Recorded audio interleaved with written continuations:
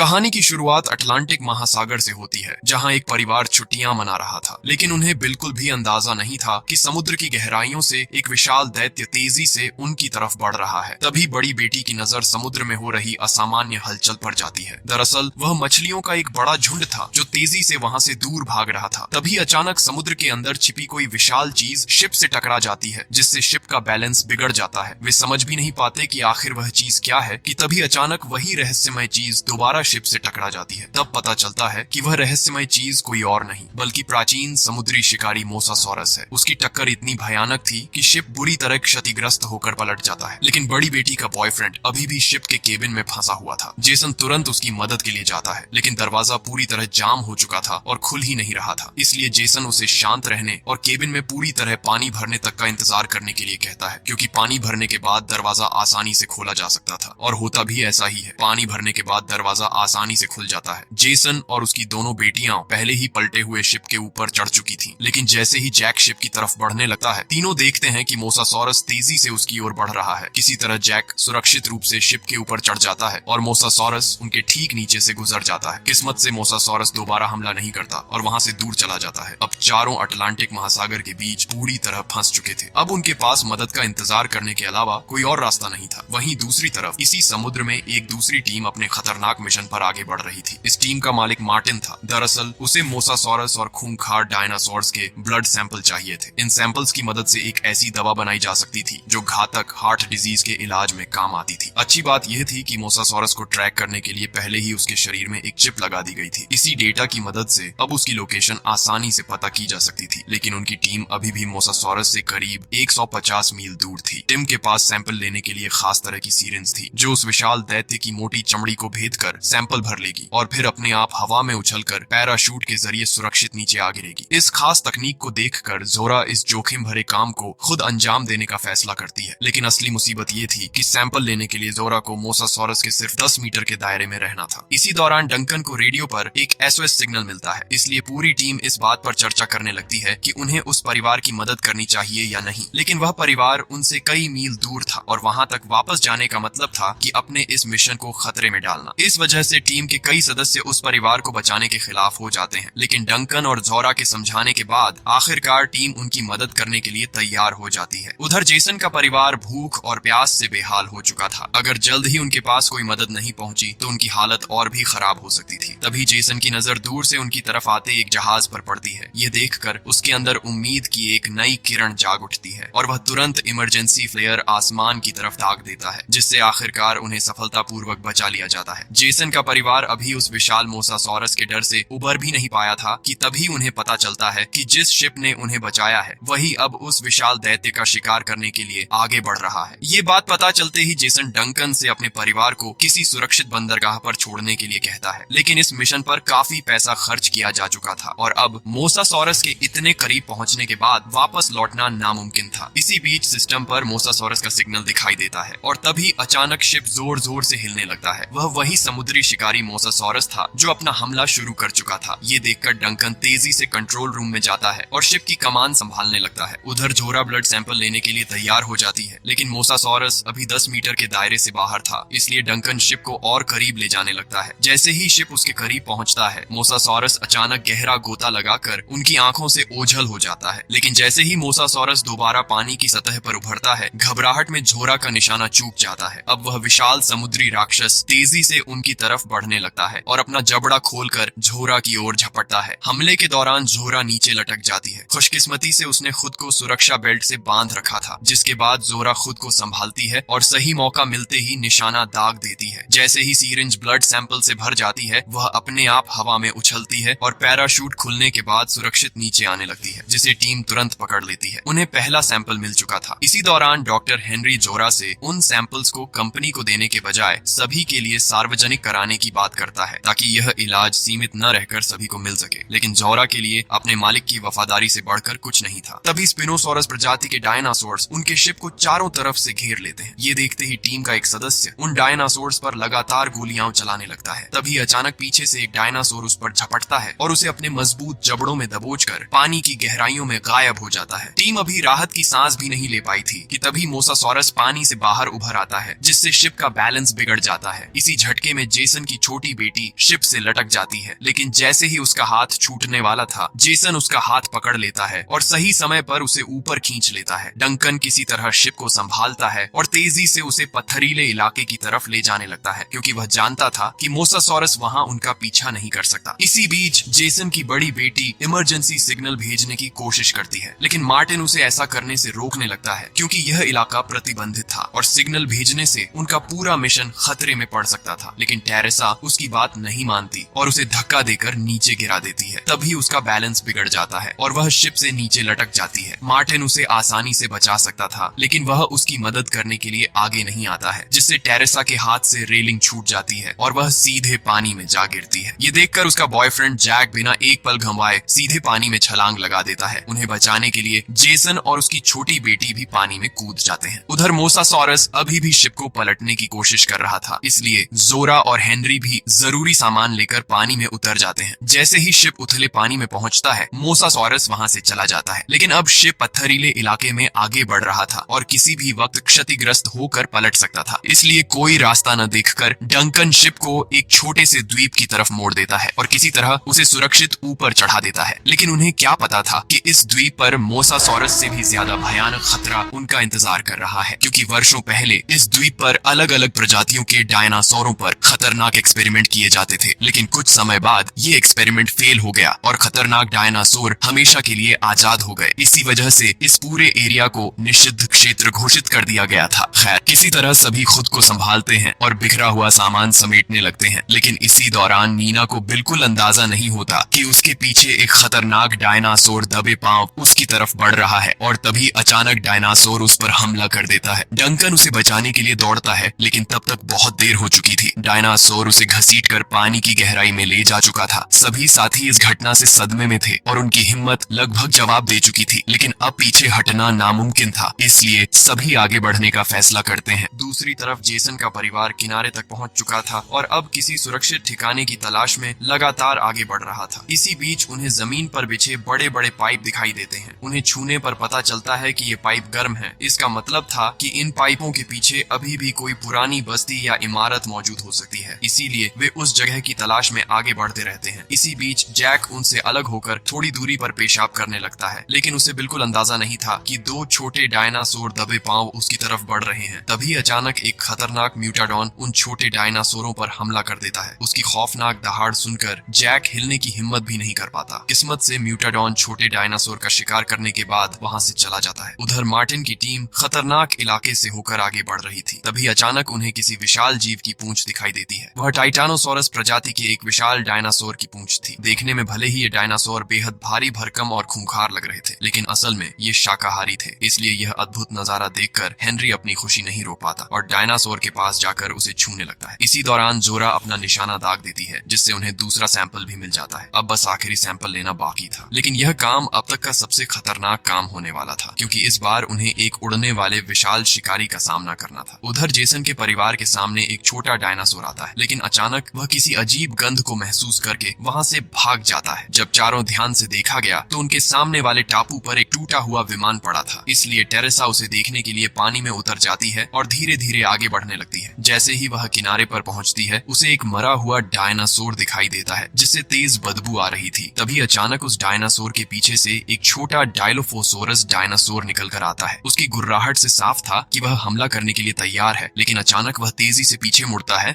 और वहां से भाग जाता है। जैसे ही टेरेसा पीछे मुड़ती है, उसकी नजर गहरी नींद में लेटे एक खतरनाक टी-रेक्स पर पड़ती है। ये देखते ही जेसन तुरंत टेरेसा को वापस आने का इशारा करता है, लेकिन इस दहशत के बीच भी टेरेसा एक जोखिम भरा कदम उठाती है। वह सीधे क्षतिग्रस्त विमान के अंदर घुस जाती है और जरूरी सामान तलाशने लगती है। किस्मत से उसे एक इमरजेंसी राफ्ट मिल जाती है, जिसे खींचकर वह वापस किनारे की तरफ ले जाने लगती है। लेकिन जैसे ही वह राफ्ट खोलती है, उसकी आवाज से टी-रेक्स डायनासोर की नींद टूट जाती है। लेकिन जैसे ही लाइफ राफ्ट पानी में गिरती है, टी-रेक्स वहां से गायब हो चुका था। लेकिन किसे पता था कि टी-रेक्स पानी में गया है। जल्दी से पूरा परिवार लाइफ राफ्ट पर सवार हो जाता है और तेजी से आगे बढ़ने लगता है, लेकिन अब टी-रेक्स डायनासोर भी उनके पीछे लग चुका था। जैसे ही पानी और गहरा होता है, टी-रेक्स एक गहरी डुबकी लगाता है और अगले ही पल वह लाइफ राफ्ट को पलटकर तहस नहस कर देता है। जेसन जल्दी जल्दी तैरकर किनारे की तरफ बढ़ता है, लेकिन टी-रेक्स उसके सामने खड़ा था। कोई रास्ता न देखकर जेसन तुरंत पानी के अंदर गोता लगा देता है, लेकिन खतरनाक डायनासोर के के सामने उसकी यह प्रतिक्रिया बेकार थी। खुशकिस्मती से जेसन उसके जबड़े से बच निकलता है और तेजी से चट्टानों के पीछे जाकर छिप जाता है। उसके पीछे टेरेसा और उसका बॉयफ्रेंड जैक भी आ जाते हैं। तीनों जब ध्यान से देखते हैं तो उन्हें लिली कहीं दिखाई नहीं देती, जिससे अचानक माहौल तनावपूर्ण हो जाता है। तभी अचानक लिली की आवाज सुनाई देती है, जो अभी भी लाइफ राफ्ट के नीचे फंसी हुई थी। तभी टीरेक्स लाइफ राफ्ट को अपने जबड़ों में दबोचकर हवा में उठा लेता है, लेकिन वह राफ्ट को चबा नहीं पाता और आखिरकार उसे नीचे पटक देता है, जिससे किसी तरह लिली की जान बच जाती है। लेकिन टीरेक्स अभी भी उसका पीछा कर रहा था। किस्मत से सही समय पर जेसन लिली को अपनी ओर खींच लेता है, जिससे टीरेक्स का जबड़ा चट्टानों के बीच फंस जाता है, जिसकी वजह से वह आगे हमला नहीं करता और वहां से दूर चला जाता है। यह देखकर सभी राहत की सांस लेते हैं। दूसरी तरफ मार्टिन की टीम क्वेटज़ालकोअट्लस के ठिकाने तक पहुंच चुकी थी। उस वक्त क्वेटज़ालकोअट्लस वहां मौजूद नहीं था, इसीलिए टिम उसके अंडे से ही आखिरी सैंपल लेने का फैसला करती है। सावधानी के लिए जोरा और हेनरी खुद को मजबूत रस्सियों से बांधते हैं और चट्टान से नीचे उतरने लगते हैं। ऊपर डंकन और मार्टिन रस्सियों को संभाल रहे थे। जल्द ही हेनरी और जोरा क्वेटज़ालकोअट्लस के ठिकाने तक पहुंच जाते हैं। हेनरी बिना एक पल गंवाए सावधानी से अंडे से सैंपल निकालने लगता है, लेकिन उन्हें बिल्कुल अंदाजा नहीं था कि क्वेटज़ालकोअट्लस तेजी से अपने नेस्ट की तरफ वापस लौट रहा है, जिसे देखते ही एडम के होश उड़ जाते हैं। जैसे ही क्वेटज़ालकोअट्लस देखता है कि उसके अंडे के साथ छेड़छाड़ हुई है, वह गुस्से में हेनरी पर झपट पड़ता है। क्वेटज़ालकोअट्लस हेनरी को मारने ही वाला था कि एडम उसका ध्यान भटकाने की कोशिश करता है। ऊपर मौजूद डंकन ये देखकर पूरी ताकत से रस्सी खींचने लगता है। नीचे हेनरी इस मौके का फायदा उठाकर सैंपल वाली सीरिंज अपने पास सुरक्षित कर लेता है, लेकिन राहत की सांस लेने से पहले ही उसकी रस्सी अचानक खींचने लगती है, जिससे हेनरी तेजी से नीचे की तरफ गिरने लगता है। लेकिन किसी तरह जोरा रस्सी को कसकर पकड़ लेती है, जिससे हेनरी बीच में ही लटक जाता है। ऊपर डंकन पूरी ताकत से रस्सी को खींच रहा था, लेकिन वह राक्षस एडम को अपने जबड़ों में दबोच लेता है और उसे जिंदा ही निगल जाता है। इसके बाद क्वेटज़ालकोअट्लस उन दोनों पर झपट पड़ता है। किस्मत से पास ही एक सुरंग नुमा रास्ता था, जहां दोनों जाकर छिप जाते हैं। उधर नीचे हेनरी अभी भी सैंपल वाली सीरिंज को उठाने की कोशिश कर रहा था, लेकिन तभी अचानक रस्सी टूट जाती है और हेनरी सीधे नीचे जा गिरता है। गनीमत रही कि वह पानी में गिरता है, जिससे उसकी जान बच जाती है और सैंपल सीरिंज भी सुरक्षित उसके पास आ गिरती है। दूसरी तरफ जेसन उस पुरानी लेबोरेटरी के पास पहुंच चुका था, जहां बरसों पहले खतरनाक प्रयोग किए जाते थे। कुछ ही देर में बाकी टीम भी वहां पहुंच जाती है, लेकिन जेसन उन्हें कहीं पर दिखाई नहीं देता। कुछ ही देर में अंधेरा और गहरा हो जाता है, लेकिन इतने घने अंधेरे के बीच भी टीम आखिरकार जेसन को ढूंढ निकालती है। टेरेसा मार्टिन को देखते ही भड़क जाती है, क्योंकि मार्टिन ने उसे मारने की कोशिश की थी। लेकिन आखिरकार टेरेसा को मजबूरन शांत होना पड़ता है, क्योंकि मार्टिन के हाथ में बंदूक थी और उसी के बलबूते पर मार्टिन जोरा से सैंपल वाला बैग भी ले लेता है, जिसके बाद वह बैग को अपने हाथ के साथ लॉक कर लेता है। अब उन्हें बस रेस्क्यू हेलीकॉप्टर का इंतजार करना था और उम्मीद करनी थी कि पायलट इस घने अंधेरे के बीच उन्हें देख ले। तभी अचानक पूरी लेबोरेटरी की लाइटें जल उठती हैं और अगले ही पल उनके सामने एक खूंखार डायनासोर आ धमकता है, जिससे उनमें भगदड़ मच जाती है और जेसन अपने परिवार को लेकर लैब के अंदर घुस जाता है। लेकिन डायनासोर उनका पीछा छोड़ने का नाम नहीं लेता। इसी दौरान एक डायनासोर छत तोड़कर अंदर घुसने लगता है। डर के मारे लिली भागकर फ्रिज के अंदर छिप जाती है, लेकिन डायनासोर उसकी मौजूदगी भांप चुका था। वह धीरे धीरे फ्रिज की तरफ बढ़ने लगता है। तभी जेसन डायनासोर का ध्यान भटकाने की कोशिश करता है, जिससे डायनासोर के दूर जाते ही लिली अपने पिता के पास आ जाती है। लेकिन सबसे बड़ी मुसीबत यह थी कि अभी भी डायनासोर और उनके बीच सिर्फ एक दीवार की दूरी थी। तभी जेसन की नजर वेंटिलेशन पाइप पर पड़ती है। उससे बाहर निकलने का एक रास्ता मिल चुका था और जब तक डायनासोर वहां पहुंचता है, जेसन पाइप के अंदर जा चुका था। उधर डंकन को पता चलता है कि लेबोरेटरी के अंदर एक सुरंग है जो सीधे समुद्र के किनारे तक जाती है, जहां एक बोट भी खड़ी थी। इसी दौरान हेनरी को आसमान में हेलीकॉप्टर की आवाज सुनाई देती है। पायलट का ध्यान खींचने के लिए वह तुरंत खुले मैदान की तरफ दौड़ने लगता है, लेकिन तभी उसे पता चलता है कि हेलीकॉप्टर उन्हें ढूंढकर वापस जा चुका है। तब हेनरी फ्लेयर गन निकालकर आसमान की तरफ चला देता है, जिससे पायलट की नजर उस पर पड़ जाती है। हेलीकॉप्टर को अपनी तरफ आता देख वह राहत की सांस ही लेता है कि तभी अचानक उसके सामने एक विशाल खूंखार डायनासोर आ जाता है, जो पलक झपकते ही हेलीकॉप्टर को तहस नहस कर देता है, जिसे देखकर डंकन और हेनरी सहम जाते हैं और दोनों सुरंग के अंदर जाने लगते हैं। जेसन से मिलने के बाद डंकन उसे बताते हैं कि उन्हें किसी भी तरह बोट तक पहुंचना होगा। दूसरी तरफ मार्टिन जोरा को अकेला छोड़कर गाड़ी लेकर वहां से भाग जाता है, इसलिए जोरा जान बचाने के लिए पास की झाड़ियों में छिप जाती है। तभी डायनासोर का ध्यान वेंटिलेशन पाइप से आती आवाज पर जाता है। वह तुरंत जाली को फाड़कर पाइप के अंदर घुस जाता है। जेसन के परिवार को बचाने के लिए जोरा भी वेंटिलेशन पाइप के अंदर घुस जाती है और सावधानी से आगे बढ़ने लगती है। जैसे ही जोरा जेसन के पास पहुंचती है, वह उनका पीछा कर रहे डायनासोर को गोली मारकर खत्म कर देती है। इसके बाद जैसे ही वे सुरंग के आखिर में पहुंचते हैं, तो उन्हें एक बंद दरवाजा दिखाई देता है, जो पूरी ताकत लगाने के बाद भी नहीं खुल रहा था। वहीं पीछे से डायनासोर स्टील की मोटी पाइप तोड़कर अंदर घुसने की कोशिश कर रहे थे। इसी बीच लिली अपने दुबले पतले शरीर का फायदा उठाकर गेट से बाहर निकल जाती है। जैसे ही वह पैनल तक पहुंचती है तभी उसके पीछे वही विशाल दैत्य आ जाता है। फिर भी किसी तरह लिली दरवाजा खोलने में कामयाब हो जाती है। ठीक उसी वक्त डंकन गाड़ी लेकर वहां पहुंचता है, जिसकी वजह से उस दैत्य का ध्यान उसकी तरफ चला जाता है और वह पलक झपकते ही डंकन पर टूट पड़ता है। इसी बीच जोरा तेजी से दौड़कर दरवाजे का पैनल बंद कर देती है, जिससे खतरनाक डायनासोर सुरंग के अंदर ही कैद हो जाता है। इसके बाद वह सैंपल वाला बैग उठाती है और वहां से भागने लगती है, लेकिन वह विशाल डायनासोर अभी भी उनका पीछा कर रहा था और अब वह लिली पर हमला करने के लिए तैयार था। इसलिए डंकन फ्लेयर चलाकर उसका ध्यान अपनी तरफ खींचने लगता है, जिस वजह से डायनासोर धीरे धीरे उसकी तरफ बढ़ने लगता है। इसी मौके का फायदा उठाकर बाकी लोग वहां से निकल जाते हैं। सभी को लगने लगता है कि डंकन मारा गया, लेकिन तभी आसमान में एक फ्लेयर दिखाई देती है। इसका मतलब था कि डंकन अभी भी जिंदा था, इसलिए वे बोट को उसी दिशा में मोड़ देते हैं और डंकन को साथ लेकर उस खतरनाक द्वीप से बाहर निकल जाते हैं। अब सभी फैसला करते हैं कि इन सैंपल्स को गवर्नमेंट को सौंप देंगे और इसी के साथ इस कहानी का अंत हो जाता है।